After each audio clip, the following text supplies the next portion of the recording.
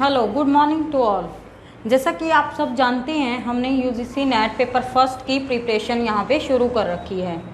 जैसे ही इससे पहले जो मैंने वीडियो डाल रखी है उसमें मैंने यूजीसी नेट पेपर फर्स्ट की जो आपकी फर्स्ट यूनिट है दैट इज़ टीचिंग कॉन्सेप्ट यानी कॉन्सेप्ट ऑफ टीचिंग, वो हमने कंप्लीट कर ली है। वहाँ पे हमने concept, nature characteristics, basic requirements या आपका वेरिएबल्स जिसको बोलते हैं वो ऑल दैट सब हमने कंप्लीट कर लिया है। उसके बाद जो सेकंड सब पार्ट है यूनिट फर्स्ट का वो हमने स्टार्ट कर दिया है। सेकंड पार्ट क्या है आपका यूनिट फर्स्ट में, वो है कैरेक्टरिस्टिक्स ऑफ लर्नर। और लर्नर कौन से, अडोलसेंट्स और अडल्ट्स। तो वहाँ पे हमने अडल्ट्स और अडोलसेंट्स दोनों ही लर्नर्स की हमने कैरेक्टरिस्टिक्स जो है वो करनी है। और कैरेक्टरिस्टिक्स कौन कौन सी करनी है, उसमें हमारी एकेडमिक आती हैं, सोशल आती हैं, इमोशनल आती हैं और कॉग्निटिव आती हैं। जो हमारी एकेडमिक्स हैं वो हमारी पढ़ाई से रिलेटेड हैं, हमारी नॉलेज से रिलेटेड हैं। जो हमारी सोशल हैं वो हम सोशल सिचुएशंस में हम कैसा बिहेव करते हैं उससे रिलेटेड हैं। जो हमारी इमोशनल है वो हमारे इमोशंस और हमारे जो एक्सप्रेशंस हैं, जो भावनाएं हैं, जो फीलिंग्स हैं उनसे रिलेटेड हैं। और उसके साथ साथ जो कॉग्निशन है वो भी हमारा यानी कि हमारा जो संज्ञान है, हमारी नॉलेज है, उसी से रिलेटेड है। तो जैसा कि इससे पहले वाली वीडियो में मैंने डिस्कस किया था कि लर्नर की जो सोशल कैरेक्टरिस्टिक्स हैं उसके बेसिस पर, तो जो कैरेक्टरिस्टिक्स के बेसिस पे हमने लर्नर्स को पांच भागों में डिवाइड किया है। पहला है कि new learners, categorization of new learner on the basis of social characteristics. दूसरा है हमारा on the basis of learning style, फिर आपका थिंकिंग स्टाइल, फिर आपका है जो कंस्ट्रक्टिव है और थिंकिंग हो गया हमारा, उससे पहले हमारा लिसनिंग हो गया और हमारा लर्निंग हो गया। सोशल हमने कंप्लीट कर लिया। आज जो हम करेंगे वो करेंगे सोशल में हमने क्या डिस्कस किया था कि जो हम सोशल सिचुएशंस में हम कैसे व्यवहार करते हैं, कैसा बिहेव करते हैं, वो उसमें क्या क्या था। उसमें ये था कि भाई जो हमारा अब लर्नर जो होते हैं, सीखने वाले यानी कि स्टूडेंट्स, वो अलग अलग तरीके से सीखते हैं क्योंकि सब एक दूसरे से अलग होते हैं। इंडिविजुअल डिफरेंसेस जो सब में वो पाए जाते हैं। अब कुछ लर्नर जो हैं वो सोशल सिचुएशंस में ज़्यादा अच्छे से सीख पाते हैं, कुछ अपने बेसिस पे, कुछ इमोशंस के बेसिस पे और कुछ कॉग्निशन से, यानी कि सबकी जो कैरेक्टरिस्टिक्स हैं वो अलग अलग एक दूसरे से अलग होती हैं। तो जैसा कि हम सोशल की बात कर रहे थे वहाँ पे कि लर्नर कैसे होते हैं, एक तो उनमें कितनी सीखने की प्रेरणा होती है, फिर उनका एटीट्यूड कैसा होता है सीखने के प्रति, मतलब उनका नज़रिया कैसा होता है। उसके बाद जो है वो प्रोफेशनल एक्सपेक्टेशंस यानी कि व्यवसाय से रिलेटेड अपेक्षाएं, उनसे उनकी खुद की अपने व्यवसाय से रिलेटेड क्या अपेक्षाएं हैं, क्या सोचते हैं कि मुझे आगे चल के क्या करना है। उसके बाद है उनमें कितनी मैकेनिकल डेक्सेरिटी है, इट मीन्स किसी भी प्रोफेशन में जाने की कितनी कुशलता उन्होंने हासिल कर ली है, कितनी निपुणता, कितनी स्किल्स उन्होंने एक्वायर कर ली है। उसके बाद जो सेकंड था वो था categorization of new learner on the basis of आपका लर्निंग स्टाइल। लर्निंग होता है उनका सीखने का तरीका। सीखने के तरीके को लेकर भी जो लर्नर होते हैं उनकी जो विशेषताएं हैं वो अलग अलग तरीके के लर्नर हमारे जो हैं वो पाए जाते हैं। पहला है कुछ लर्नर ऐसे होते हैं जो विजुअली यानी कि जब टीचर उनको पढ़ाता है वो चीज़ों को देख के अच्छे से सीख पाते हैं, जैसे कि आपका प्रदर्शन विधि हो गया, आपका चित्र के थ्रू, मानचित्र के थ्रू, ये सारे। दूसरा है आपका ऑडियो, यानी कि कुछ ऐसे स्टूडेंट होते हैं जिनको अगर आप ऑडियो सुनाओ, जैसे कि टेप रिकॉर्डर में रेडियो का यूज़ करके, वो बहुत अच्छे से उस चीज़ को, उस कॉन्सेप्ट को, उस तथ्य को समझ पाते हैं। फिर तीसरा है हमारा सहज ज्ञान। अब कुछ लर्नर ऐसे होते हैं जिनको वो अपनी इनसाइट का यूज़ करते हैं, अपनी नॉलेज का यानी कि अपनी अंतर्दृष्टि का, खुद की ही समझ से वो चीज़ों को बहुत अच्छे से समझ लेते हैं। नेक्स्ट है हमारा इंडक्टिव। इंडक्टिव क्या होता है आपका आगमन विधि, यानी कि आपका तथ्यों से अवधारणा पर आना। इसमें अब इंडक्टिव से बहुत सारे जो हमारे टीचर हैं वो स्कूल और कॉलेजेस में इंडक्टिव मेथड का यूज़ करते हैं। जैसे कि आपका यहाँ पे क्या होता है, जो आपका विशेष है यानी कि पर्टिकुलर से जनरल पे आना। मतलब जैसे कि एक लैंग्वेज टीचर है वो कैसे पढ़ाता है बच्चों को, जैसे उसको सपोज करो उसको संज्ञा करवानी है बच्चों को, तो वो क्या करेगा, वो आपको डायरेक्ट डेफिनेशन नहीं बताएगा संज्ञा किसे कहते हैं। वो क्या करेगा कि जैसे ये ये क्या है, फॉर एग्जांपल ये आपका वाइट बोर्ड है, ये पेन है, फिर जैसे मेरा नाम हो गया या फिर चेयर हो गई, वो इन सब एग्जांपल्स का यूज़ करेगा, बच्चों से पूछेगा, उसके बाद वो आएगा कि भाई जैसे किसी भी व्यक्ति वस्तु स्थान भाव के नाम को संज्ञा कहते हैं। तो मतलब यहाँ पे क्या करता है, पहले विशेष होता है ना, उसके बाद ही फिर टीचर यहाँ पे एक जनरल कॉन्सेप्ट पे यहाँ पे आता है। उसके बाद था डिडक्टिव मेथड, ये होता है निगमन विधि।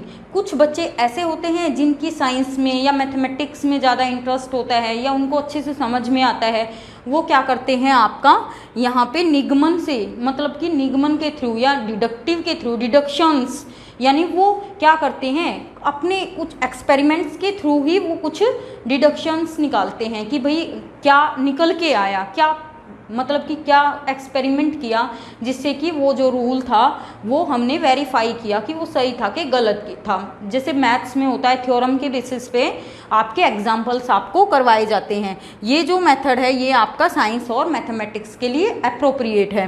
नेक्स्ट मेथड है, यानी कि कुछ ऐसे लर्नर होते हैं जो मतलब कि पूरी तरीके से एक्टिवली होते हैं हर चीज़ में। वो क्या करते हैं, उनकी जो फिजिकल एक्टिविटी हैं वो खुद ही इतना एक्टिव होते हैं कि वो चीज़ों को ग्रैस्प बहुत ही ईजिली कर लेते हैं, वो अपनी एक्टिविटीज़ के थ्रू सीखते हैं। अब नेक्स्ट जो हैं हमारे लर्नर वो होते हैं रिफ्लेक्टिव। रिफ्लेक्टिव होता है सोच समझ कर, विचार विमर्श करके बहुत अच्छे से वो उनको चीज़ें समझ में आती हैं, वो सीखते हैं। अब नेक्स्ट जो थर्ड पार्ट आया, अभी हमने सेकंड किया था on the basis of learning style, अब नेक्स्ट करेंगे लिसनिंग स्टाइल। लिसनिंग मतलब सुनते कैसे हैं। अब सुनने की भी कुछ विशेषताएं होती हैं जो अलग अलग होती हैं सब में। कुछ होते हैं एक्टिव लर्नर, एक्टिव होते हैं पूरी तरीके से सक्रिय होते हैं, मतलब कि पर्पजिव होते हैं। ये उन्हीं चीज़ों को सुनेंगे जो इनके उद्देश्य से रिलेटेड है, पर्पजिव। जैसे कि अगर आप मेरे लेक्चर आप सुन रहे हो, अब जो एस्पायरेंट्स हमारे नेट की प्रिपरेशन कर रहे हैं वो बहुत ही मतलब एक्टिवली चीज़ों को सुन पाते हैं। और दूसरे हैं होते हैं एम्पैथेटिक। एम्पैथेटिक वो वाले होते हैं अनुभूति, मतलब कि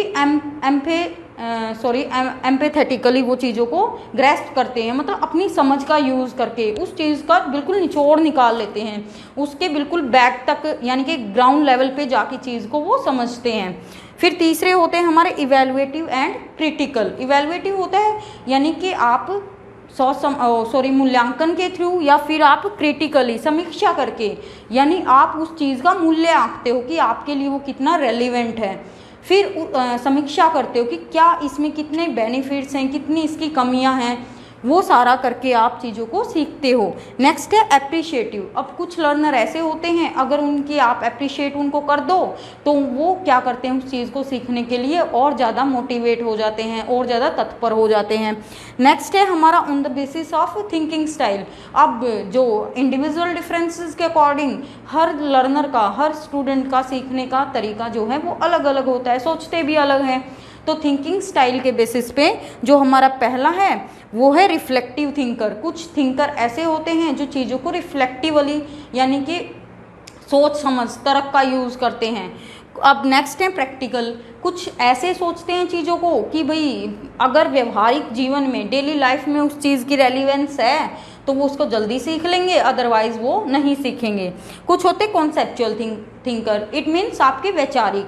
ये क्या होते हैं, चीज़ों को कॉन्सेप्चुअली समझते हैं, सोचते भी उसको कॉन्सेप्चुअली हैं, यानी कि तथ्यों से रिलेटेड, अवधारणाओं से रिलेटेड, एज इट, जैसे आपका टीचर करवा रहा है एज इट उसको समझ लेते हैं।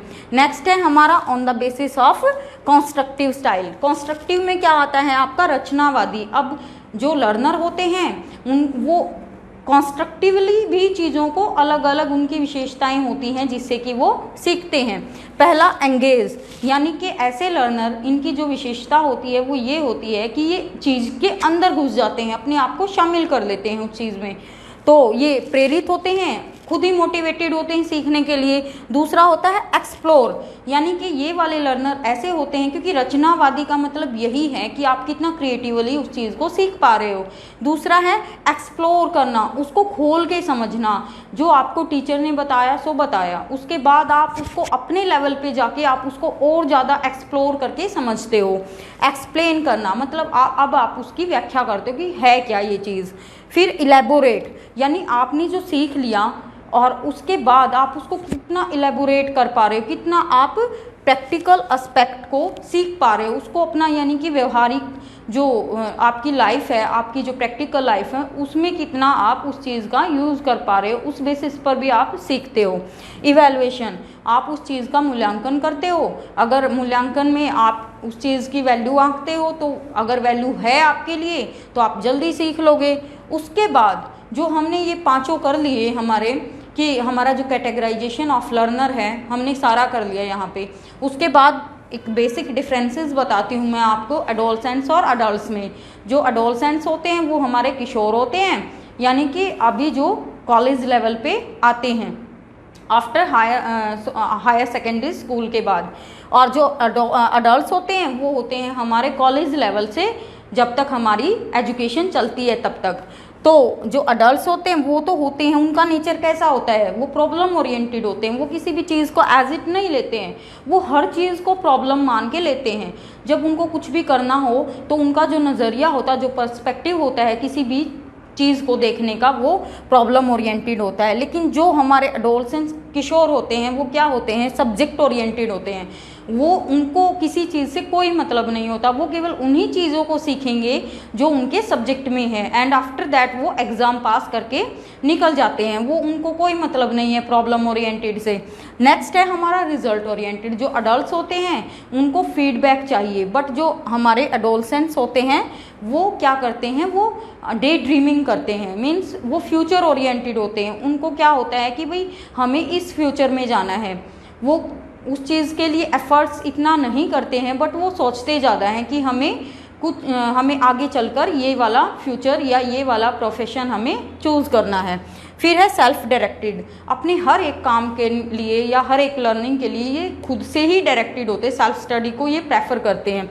लेकिन जो हमारे एडोलसेंट्स होते हैं वो किसी भी गाइडेंस के लिए, किसी भी दिशा निर्देश के लिए, किसी भी आपकी जो निर्देशन है उसके लिए अडल्ट्स पर या फिर अपने टीचर्स पर डिपेंड करते हैं। नेक्स्ट है हमारा डाउटफुल, यानी ये किसी भी चीज़ को एज इट एक्सेप्ट नहीं करते। जो हमारे अडल्ट होते हैं इनका जो नेचर होता है वो डाउटफुल होता है, हर चीज़ को वो संदेह से देखते हैं, जब तक वेरीफाइड नहीं होती वो चीज़ तो वो उसको नहीं एक्सेप्ट करते। लेकिन ये इनका जो नेचर होता है एक्सेप्टिव होता है, ये एज इट उस चीज़ को जैसा कि आपको बताया जा रहा है एज इट उसको एक्सेप्ट कर लेते हैं।